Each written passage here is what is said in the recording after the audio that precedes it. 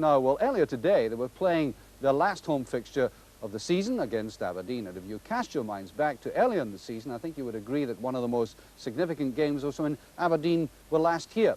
Not just because they beat Rangers by 1-0, but also because Terry Butcher broke his leg. I think that was extremely significant, especially for Rangers in the championship race, because quite frankly, I don't think they ever recovered from that very accidental collision with Eric McLeish. So I think by Rangers standards and by their expectations of the supporters and their ambitions, it has been a disappointing season. They won the Skull Cup, certainly, but I think they were after the treble. So you would have thought that the game was of mere academic interest. Well, not to the very loyal and vast support, because 36,000 turned up here this afternoon. I mean, a massive turnout for the second last game of the season, and certainly a game that might just be considered purely academic. And that shows you the great grip they have on that very loyal support behind them. Well, there we are. That was Rangers facing up to Aberdeen, hoping, of course, that they would get revenge. Did they? Well, let's look firstly at the full Rangers side. And there's the Rangers side, exactly the same as played at Love Street last week. They're obviously not risking Ian Ferguson, who, if he got another caution, would miss 5 games at the start of next season. But you cannot dampen down conjecture. There's still a little rumour about this man here, Ali McCoist, about whether he'll stay at Ibrox or move south. One thing Ali can do is turn to his goal-scoring record and say he's really made his impact at Ibrox.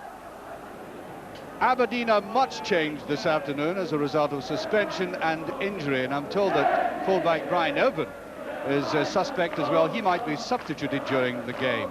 And talking about conjecture, it centres very largely in the Aberdeen squad round Jim Leighton. There he is. Will he stay at Aberdeen or will he go south?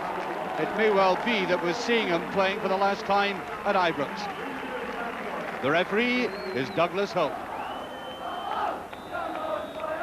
Well, Aberdeen start the game on a very dry, windy day, and the pitch is slightly bumpy.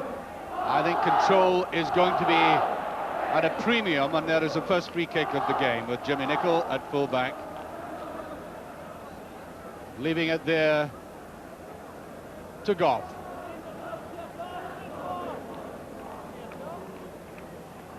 Well taken down by McCoist. I wouldn't say that this game is simply of academic interest. I think there's a lot at stake in terms of pride. Rangers playing the last game of the season and obviously wishing to end on a high note. Wilkins.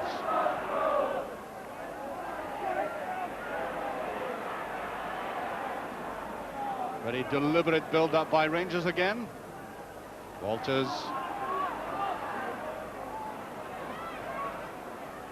Wilkins to Walters. There's a shot, and he took it well. Just a little bit too much loft on it.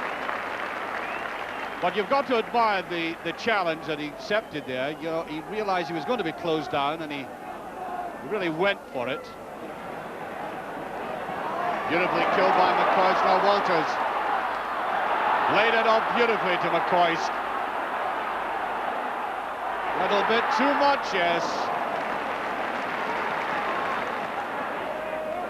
You get the opening and you change your mind almost inevitably.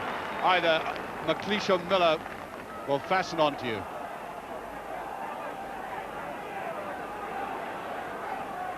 A beautiful ball by Wilkins. A lot of good football by Rangers. Almost got away with it.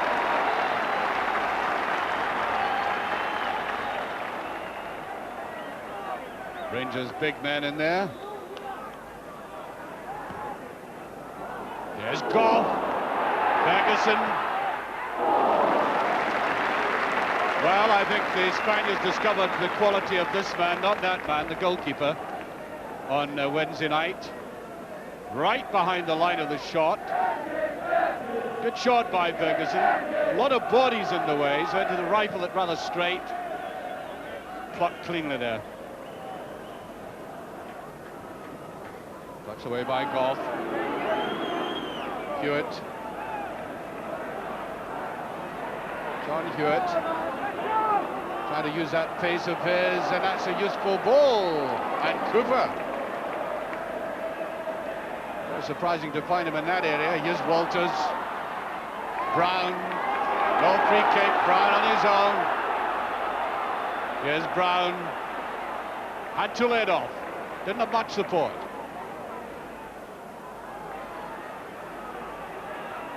Scored another good goal for Rangers on Saturday. Here's McCoist. Oh, it's the post! Almost took the post away. Walters again. I think a corner's been given. If anything, I thought it was a goal kick. Loud draws for penalty. Just watch this amazing shot coming up. McCoy beautifully down, and whoop, even a fine goalkeeper like Leighton couldn't see it. There's Goff! And Rangers really exerting the screw now, playing some delightful football.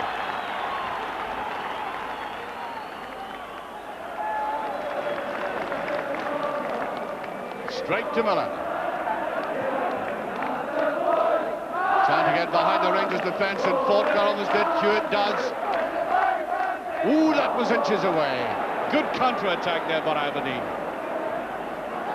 I think he's claiming there might have been a deflection as well, but it's not given. Very good run by Hewitt. This is what he's very good at. Sneaking in at the back. And that's all he could do. He didn't have anybody up with him for the final touch. Good, I think, is throw to Aberdeen.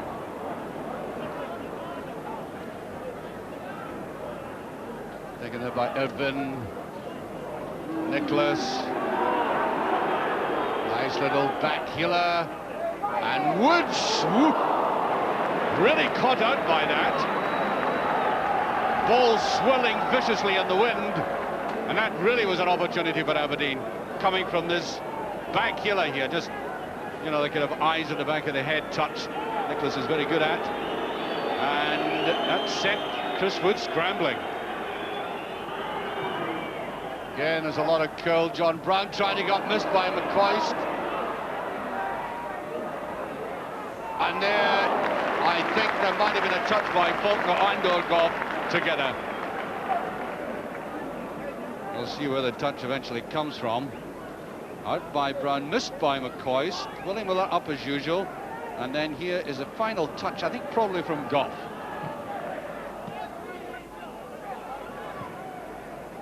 Better plays. Nicol picks that up. Here's Ferguson. McCoist. Ferguson up on that, but the 1-2 played far too deep. Picked out there by Wilkins. Now Monroe.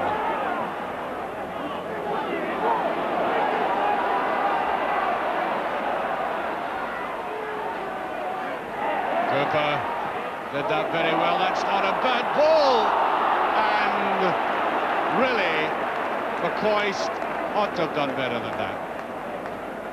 Now watch this, beautifully set up by David Cooper.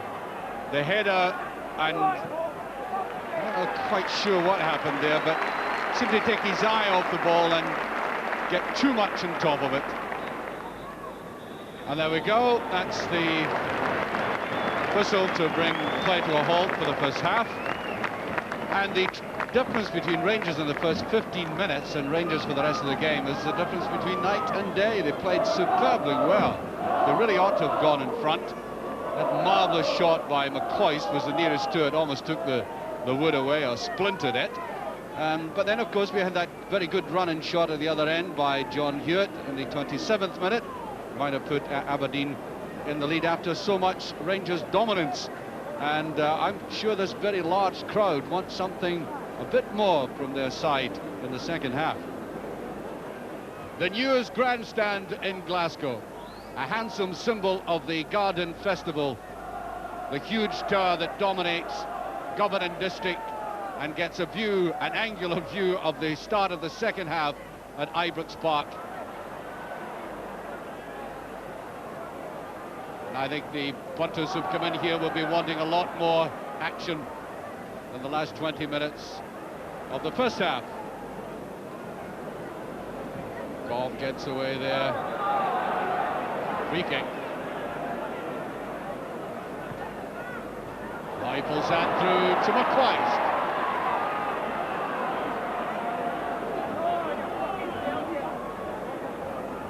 gives it away to the man who does better perhaps in that tight situation, Davy Cooper.